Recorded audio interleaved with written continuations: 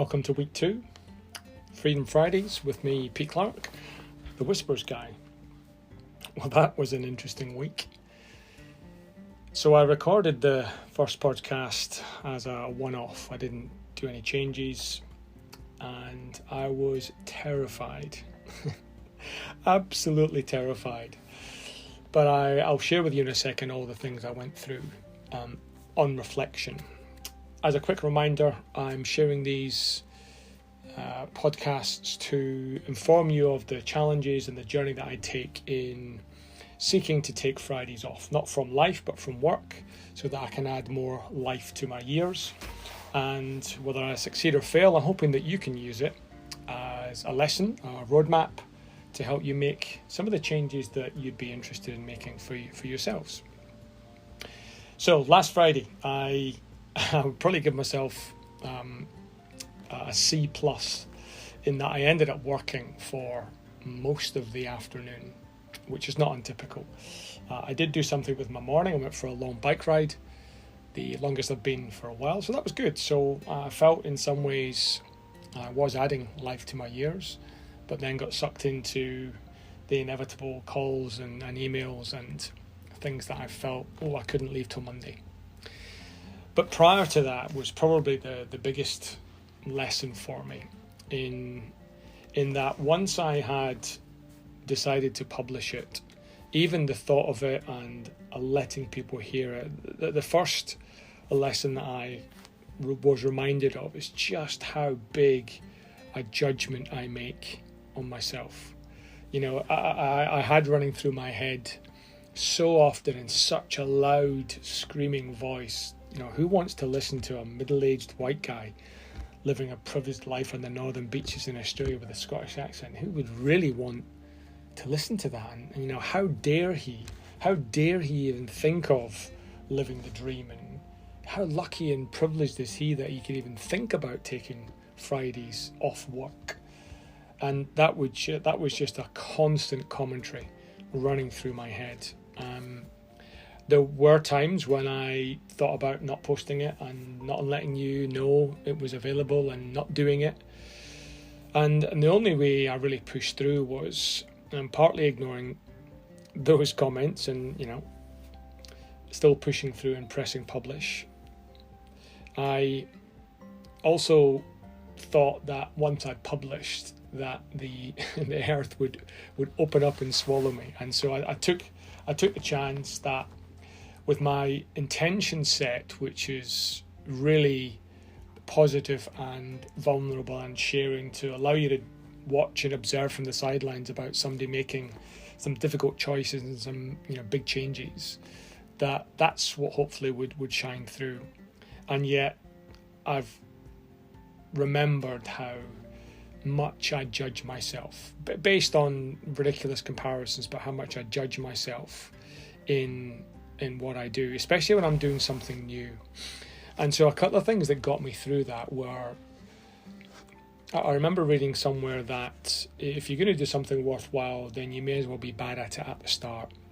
And I'm hoping that, in 12 months' time, once I've done a number of these, that I'll look back and laugh and enjoy and kind of smile and, hold myself in, good for you at the first few that I did. They'll probably sound very different. But that helped me through that it's okay to be bad and not so good at something when you first start. Just getting started is what changes things. The second thing that helped me was, again, with my intention set that I'm trying in different ways and as many different ways to help others, to model what I would love to teach and see others do. I'm willing to be the guinea pig and do the experiments myself. The second thing, that the lesson I learned, and I've often said this with the world that I live in, it's a blessing and a curse. The blessing is I've learned so many things and got so many insights and aspirations and inspirations from so many things that I've read and seen and observed and been part of. That the curse, of course, is sometimes that heaps a whole lot of pressure. And I have found I've felt a lot more pressure. And even in this podcast, not even timing it, I'm already thinking in this moment, I better say something significant. I better say something that's worthwhile. Otherwise, no one will listen. And I don't even know how many of you are going to listen. I'm not even going to check that. So there's that constant polarity of balancing, something that's good for us, but, over egging it becomes a bit of a curse. And so I've been playing with that and watching and observing and trying to put it in the metaphorical passenger seat, not the driver's seat. So it's still a bit of a voice and a check-in, but it doesn't cause me to freeze and not do anything.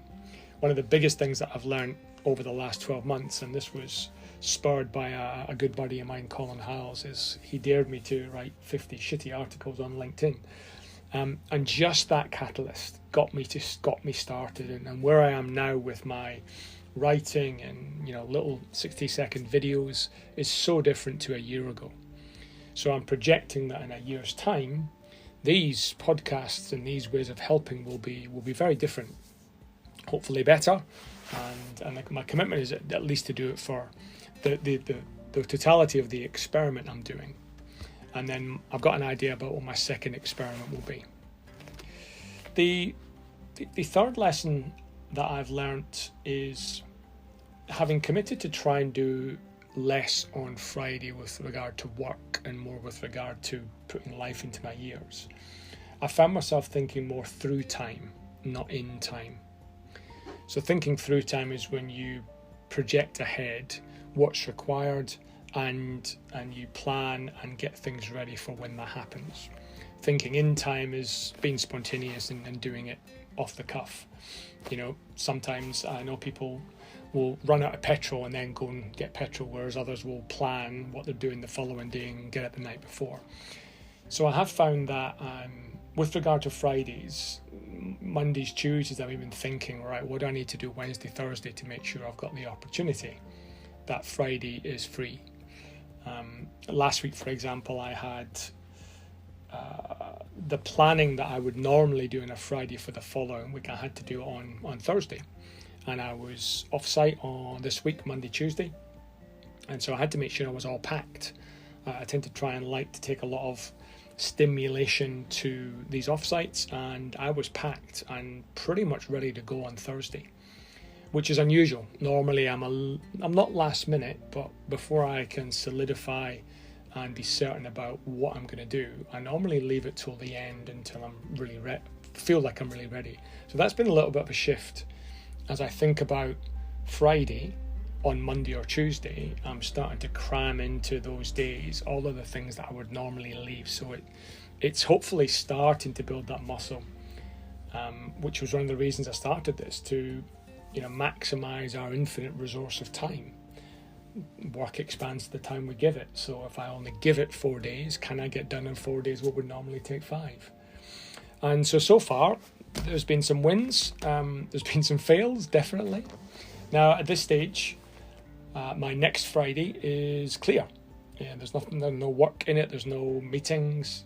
And I haven't, to be fair to myself and to fair to you, I haven't really been tested yet. I haven't had a client or an important thing come up and someone's requested a Friday time slot that I've had to then say either yes or no. So we'll see what happens when that happens. But for now, that's the end of podcast number 2 about Freedom Fridays. I look forward to tuning in next week. Cheers.